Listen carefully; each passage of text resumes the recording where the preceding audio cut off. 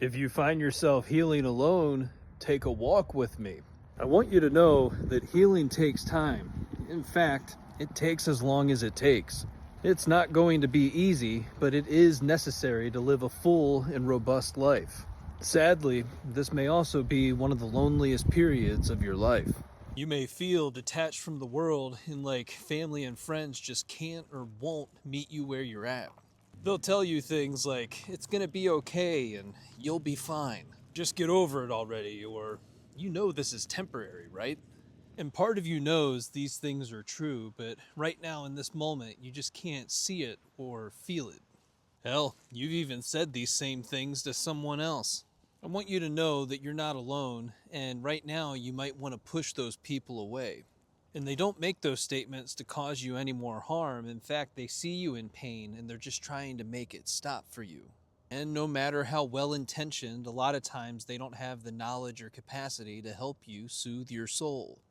And you might not even know how to articulate what it is exactly that you need from them.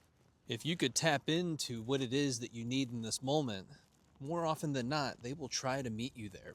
And sometimes that just means sitting in silence together in the same room. And this works because you can feel their energy. You can feel the love being poured out from them into the room. And that makes your house or apartment feel alive again. And you'll notice that it makes you feel better too. A lot of times your friends and family are going to feel lost wanting to take your pain away. But ultimately, this is yours to transmute to a soul level transformation.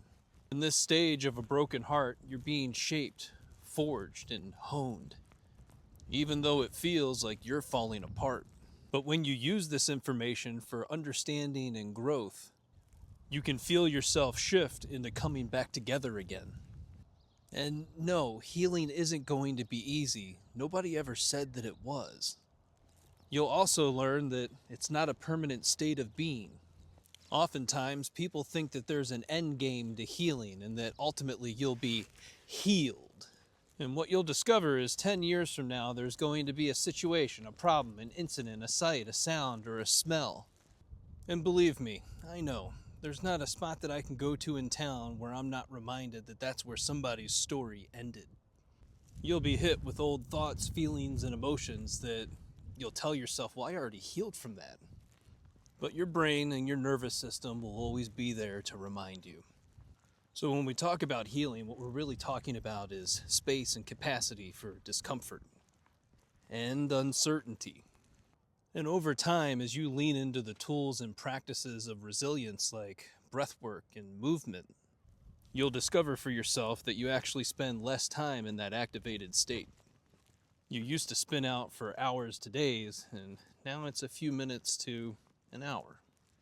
But this allows you the space to be transformed and to give new meaning to these experiences. Instead of saying, I'm broken, you'll shift into, I've had a lot of challenging experiences that have allowed me to cultivate resilience. And that certainly sounds a lot better, doesn't it? So if you need to go hermit mode for a while, that's okay. Just don't stay there too long. Don't hesitate to look and ask for support. You just might be surprised who steps up. If this resonated with you and you're ready for change, be sure to sign up for the 21-day Love and Abundance Challenge. Come in abundance to learn more.